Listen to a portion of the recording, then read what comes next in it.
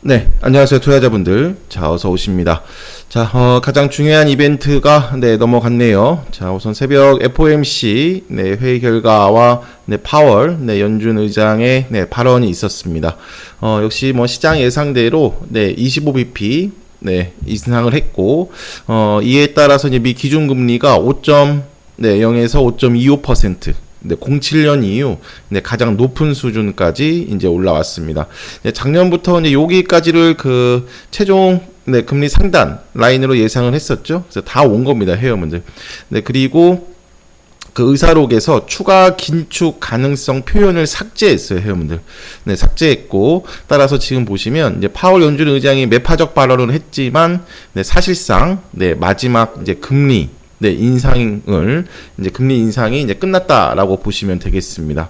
그리고 이제 이 수준을 유지하면서, 이제 인하, 가능성, 또는 인하 표현, 이런 것들은 이제 기다리면 되는데, 지금 근데 보시면은 어제 파월 연준 의장의 이런 매파적 발언, 그리고 연내 금리 인하 가능성을 차단했는데, 이러면서 다우가 0.8%, 나스닥이 0.46% 이제 하락 마감했어요. 그래서 지금 보시면 좀 그 표현, 겉으로는 표현 자체만을 따졌을 때는 이제 매파적 발언으로 이제 시장은 좀 부담으로 형성했는데, 이제 이렇게 발언을 하는 의도, 그리고 또 이렇게 발언할 수밖에 없는 의도를 한번 살펴보면, 작년부터 계속 1년 반 가까이 이런 긴축 기조라든가 이런 그 스탠스를 취했음에도 불구하고 먹히지가 않았죠.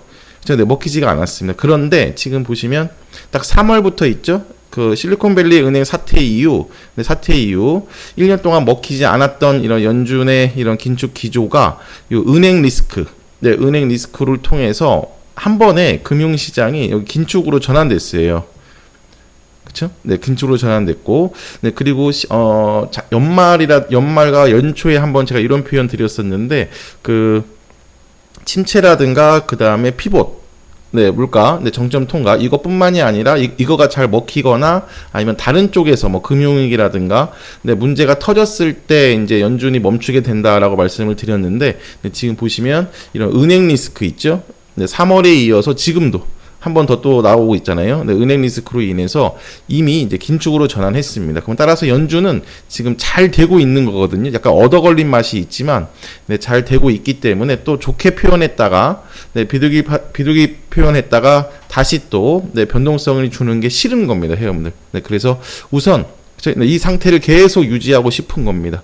그래서 보시면은 이제 기정사실인 마지막 인상을 이제 부인하고, 그렇죠? 그리고 또 뭐 잘못되면 또 올릴 수도 있다, 이렇게 인상 가능성을 또 열어두고, 그리고 이제 연내 인하 가능성을 차단하는 발언을 통해 바로 이제 이겁니다. 지금 잘 진행되고 있는 1년 반 동안 안 되다가, 그렇죠? 여기 SBB 사태 후에 3월부터 이제 긴축으로 전환되고 있는 이런 금융시장을 잘 유지하기 위해서 현재 상황 유지 목적으로 이렇게 반환을 했다라고 보시면 되겠습니다.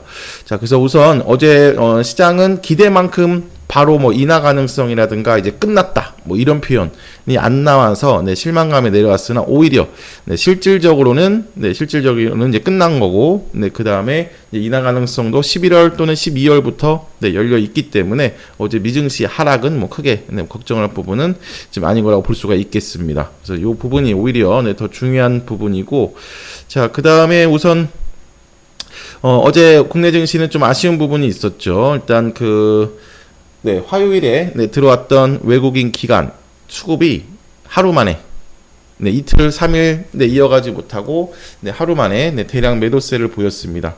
다시 또 변동성 극대화 구간이죠. 코스피 2500에서 2480선, 그리고 코스닥은 850에서 830선 부근까지 내려오면서 다시 한번 또 변동성 극대화 구간입니다.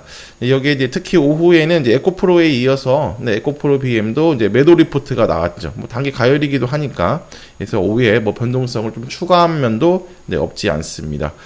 섹터별로는 상대적으로 시장 대비 이제 중소형 반도체 부품 쪽, 뭐 소부장 다 이쪽이 좀 강했었는데, 그 중에서도 뭐 한미 반도체, 뭐 저스테, 뭐 SNS텍 등 좀 우량주들 있죠. 이쪽이 좀 추세적으로는 견고한 네, 모습을 보였습니다. 그래서 지금은 뭐 지금 섹터별 순환매 뭐 그다음에 이런 것들 다 필요 없이 지금 지수 기준으로 매매를 해야 되고 네, 대응 뭐 후속 전략을 세워야 되는 네, 라인을 네, 계속 반복하고 있는데 우선 지금 보시면 오늘 관심 종목군은 네, 이 정도로 네, 제가 뽑아놨고 어제 네, 저희가 이제 그저께죠. 그저께 종가 베팅한 이제 KBG가 네, 이런 식의 이제 그 반등폭 시세가 나왔죠. 대부분 특히 2차 전지 중심으로한 네, 이런 종목군들 네, 그리고 많이 강조드렸습니다. 최근 지수 조정 때 이렇게 외국인 수급 이렇게 네, 붙어서 네, 신애들 네, 지수 진정 시 최소한 정고점 라인까지 이렇게 반등 시세는 열려 있다고 말씀을 드렸는데 이게 이제 어제 STX와 타점도 똑같았습니다. 이제 KBG가 이제 같이 이렇게 나온 겁니다. 그래서 KBG는 뭐 오늘도 한 번 더 열려 있는데요. 뭐 16,000원부터 네, 15,000원 라인에서 또 하루 이틀 네, 쉬는 부분을 보면서 네, 다시 한번 네, 또 세 번째 네, 반복 공략도 보면 되겠습니다. 그러니까 지금 지수 최근 네, 급락, 뭐 급등락 반복하면서 급락하는 네, 그런 모습에 네, 이런 타점들이 상당히 네, 많이 열려 있습니다.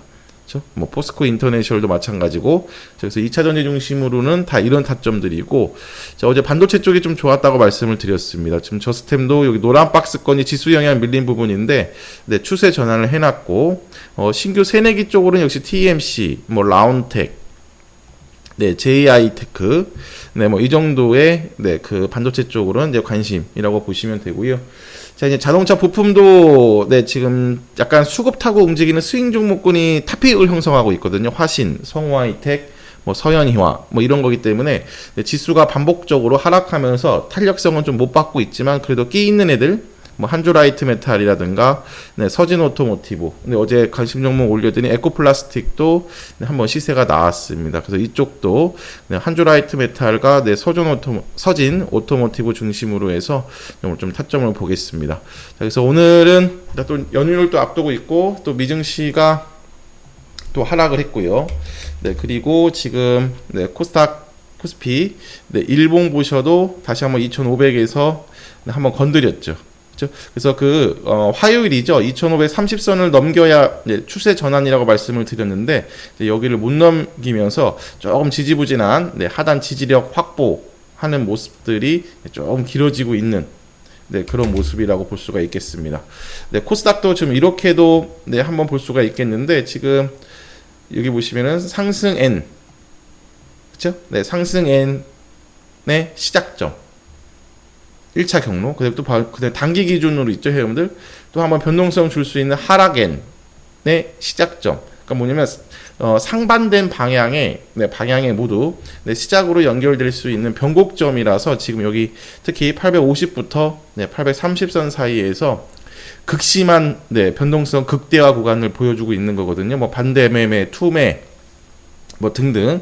그래서 이런 구간까지 지금 어제 다시 한번 좀 반납한 흐름이 좀 아쉬우나 여기서는 또 지지력을 보일 겁니다. 우선 오늘은 미증시 영향 또 하락 출발 후에 역시 가장 중요한 부분은 외국인 다시 한번 또 반발 매수세 유입입니다. 그래서 따라서 오히려 오늘은 지금 말씀드린 이제 2차 전지는 이런 그 KBG라든가 저희가 했던 KBG 같은 이런 반등 먹기 타점들, 그 조정 구간에 수급 들어온 종목 중에서 좀 끼 있는 지금 스윙 종목군들이죠. 외국인 기관 그 수급 타고 움직이는 종목군들은 다른 섹터도 마찬가지고 지금 장도 이렇고 그다음에 특히 코스닥 외국인 기관이 거의 한 10거래일 11거래일 매도예요.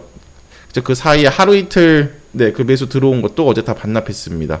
그래서 지금 매수세가 없기 때문에 좀 끼 있는 종목들, 그러니까 말 그대로 개별주라고 보시면 되겠습니다. 그냥 기술적 타점으로 들어가는 새내기 플러스 이런 종목군 중심으로 이제 FOMC도 지났고 확인됐고 그 다음에 지금 파월 연준 의장이 좀 매파적 발언을 했지만 실질적인 내용은 앞서 설명드린 대로 이제 다 끝났다.